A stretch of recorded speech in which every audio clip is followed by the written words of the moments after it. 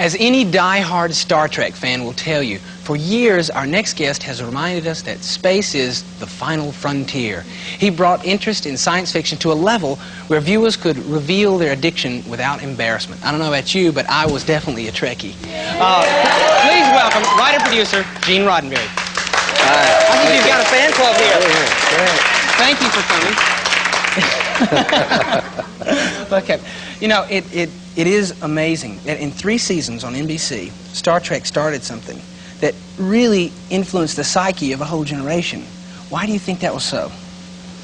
I think because we were one of the first shows that came along that said, hey, there is a tomorrow. And not only that, but we've just begun to invent things. We've just begun to explore.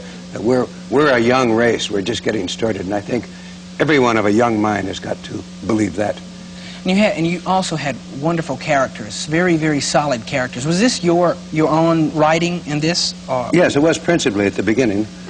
I think far too much science fiction centers solely on technological things, whereas science fiction is a much broader field. Science fiction has to do with what will we be like, what will we be thinking, what are the economics, the sociology, and all of that. The really fine, best science fiction, like, and you can make such great comments, like 1980, 84.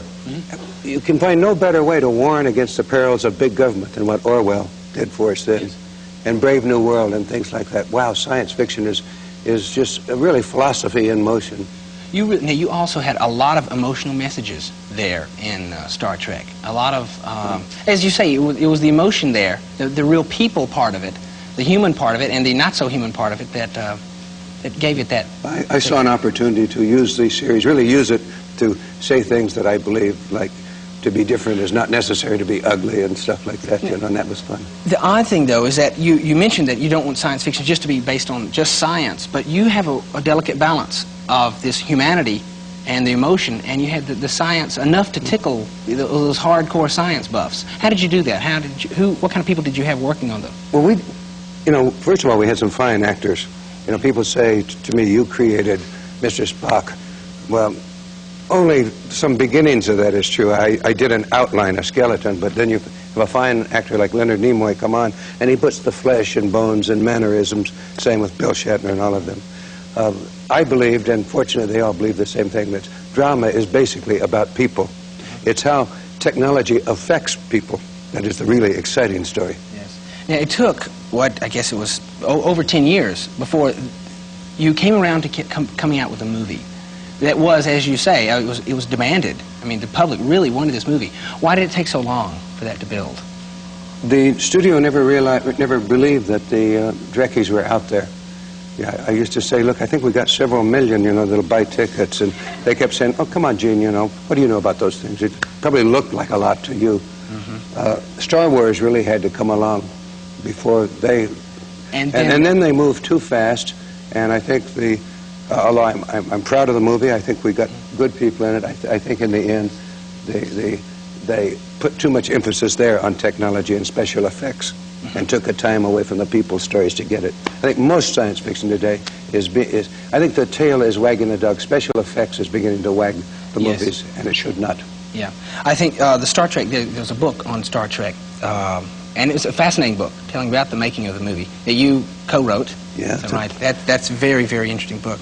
Well, I want to get some of you Trek fans, give you a chime to ask some questions here. Yeah. What is Mr. Spock's, what is his family name? Like, what's his other name? I heard, like, he has another name. Like, his mother said, like, but you couldn't pronounce it. Human tongue cannot pronounce it. I figured you'd say that. Yeah, you knew it. Excellent. Okay, I've been a science fiction fan for many years and a dedicated Trekkie like a lot of people. And first of all, before my question, I'd just like to thank you for coming up with Star Trek and making video something to be proud of. Very kind. Thank you, folks, for a lot of people. Yeah, it's a lot of people, I know. And I have two questions, really. First question is, now we know that video and television has become an idiot medium, and it was like that in the 60s. And I'd like to know, when you came out with Star Trek and you produced it to the networks, how could you convince them that it was worthwhile? It was a brainy show. It had feelings. How did you convince the people at the networks that something that had feelings and brains would sell? Well, first of all, I lied to them. I told them that those were the days of the Westerns, and I said, look, it's just going to be like wagon train to space, and they'll ride rockets, you know, instead of horses. But look, Charlie, it's really going to be, you know, they'll have zap guns and drawdowns. But I really, in the back of my mind, you know, I was going to be like a communist, an infiltrator, and get these things in. Yes.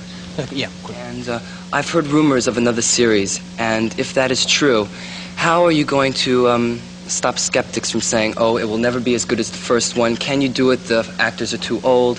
Will it become like another motion picture, like the critics not raving about it at all and having troubles with, like you said, special effects taking over the show? How will you be able to?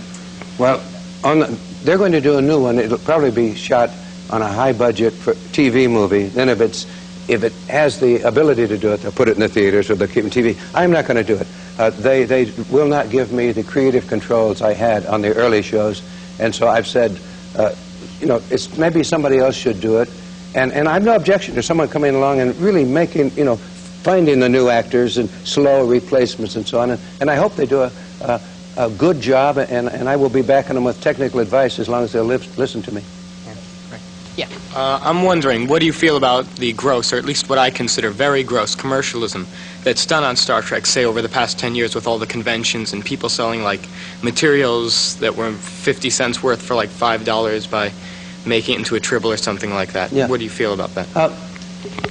For years, we really tried to find some way to control the thing, but for Paramount to do it, since Paramount really owns the basic copyright.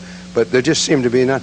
I think it's like in a lot of things in life, you've got to be a little philosophical. When you arouse that excitement, there's always going to be the barracuda that come in and feed too. And I wish it weren't so, and we try to eliminate it where we can. What was it that inspired you to start writing Star Trek?